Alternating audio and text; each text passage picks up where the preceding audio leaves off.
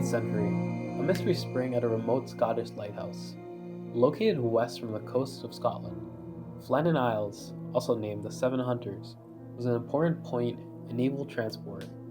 One solitary lighthouse is where three men by the names James Ducant, Dominic Arthur, and Thomas Marshall vanished without a trace.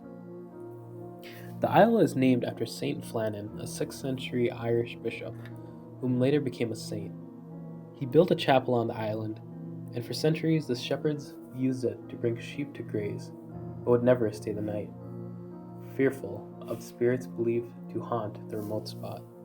Built at the end of the 19th century on the highest cliff on Ellion Moor, the lighthouse was first lit on December 7, 1899, and everything went according to plan until 1 year later. December 15th, 1900, marks the last entry of the lighthouse log, which mentions unwanted events including damage to equipment. Arcthor, a steamer on a passage from Philadelphia to Leith, which needed the lighthouse's guidance in a poor weather condition, noticed that the lighthouse wasn't functional. An issue was passed on to the Northern Lighthouse Board on December 18th, when the steamer had finally reached Leith. December 26th, 1900, a ship that had been sent to investigate had finally arrived. They noticed that none of the lighthouse keepers were there to welcome them, despite sending off a warning flare and horning their ship. Captain Harvey, growing more concerned, sent a small team to investigate. Joseph Moore, the relief keeper, was put ashore to the lighthouse.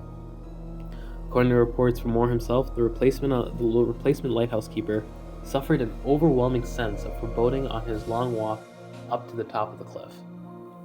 As soon as he arrived, he noticed a number of ominous signs. Besides the lack of light, having the doors closed, unmade beds, and clocks stopped, the lighthouse was a grim sight indeed. Joseph did not wait any longer and returned to the landing stage to give his mates the news. Captain Harvey then ordered the crew to search the island to try to find the missing men. Together they conducted an investigation, which ended up raising more questions than it did answers. The lamps lay cleaned and refilled despite the severity of the weather at the date of the last entry in the lighthouse's log. The lighthouse was in pristine condition. A further search reveals no signs of the lighthouse keepers, neither inside the lighthouse nor outside on the island. Joseph Moore and 3 other seamen volunteered to attend the lighthouse, while the captain departed to Lewis. Later on, December 26th, Captain Harvey sent a telegram to the Northern Lighthouse Board stating, "A dreadful accident has happened at the Flannans. The 3 keepers, Ducant, Marshall, and the Occasional, have disappeared from the island. When we arrived there, we noticed that there's no sign of life on the island. We fired a rocket but received no response. We managed to land Moore, who went up to the station and did not find the keepers. The clocks were stopped, and other signs indicated that the accident must have happened about a week ago. Poor fellows, they must have fallen over the cliff, drowning trying to secure a crane or something like that. Night is coming, so we couldn't stay to find out the truth about their fate.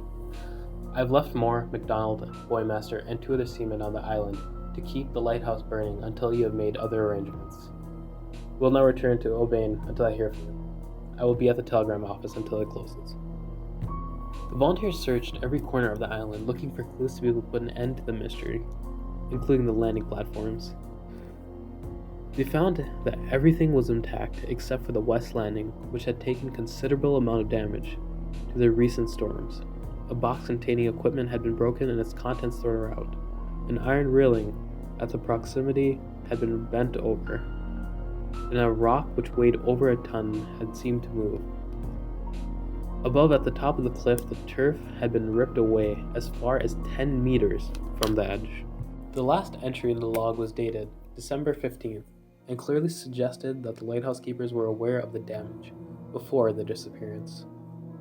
December 29th, 1900, marks the day an official investigation of the incident had been made with the arrival of Officer Robert, a Northern Lighthouse Board police officer who had both recruited and knew all 3 men personally.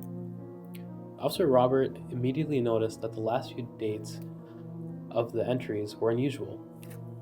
On December 12th, Thomas Marshall, the second assistant, wrote of severe winds, the likes which I have never seen before in 20 years. He also noticed that James Ducant, the principal keeper, had been, quote, very quiet, and the third assistant, William MacArthur, had been crying. What is strange about the final remark was that William MacArthur was a seasoned mariner and was known on the Scottish mainland as a tough brawler. Why would he be crying about a storm? Log entries on the 13th of December stated that the storm was still raging and that 3 men had been praying. But why would 3 perfectly experienced lighthouse keepers safely situated on the top of a brand new lighthouse that was 150 feet above sea level be praying for the storm to stop? They should have been perfectly safe. Even more odd is the fact that there's no reported storms on the area on the 12th, 13th, and 14th of December. In fact, the weather should have been perfectly calm. A storm didn't even hit until the 17th of December. The final log entry was made on December 15th, and it simply read, "Storm ended, sea calm, God is over all." The lighthouse board concluded that the 3 men must have gone down to secure something on the western landing stage. And while they were there, an extra large gush of water came up the face of the rock, gone over them, and came down with such an immense force that it swept them away completely. Although he states that some of the damage at the west landing was difficult to see unless actually seen, they point out that this is the most straightforward theory. The most plausible theory is that the men were simply swept away by a large gush of water. But the problem with that theory is that the lighthouse rules state that 3 keepers aren't allowed to be outside the lighthouse at the same time. Others talk about the fact that none of the bodies were ever found, which has led many to speculate a lot of different theories.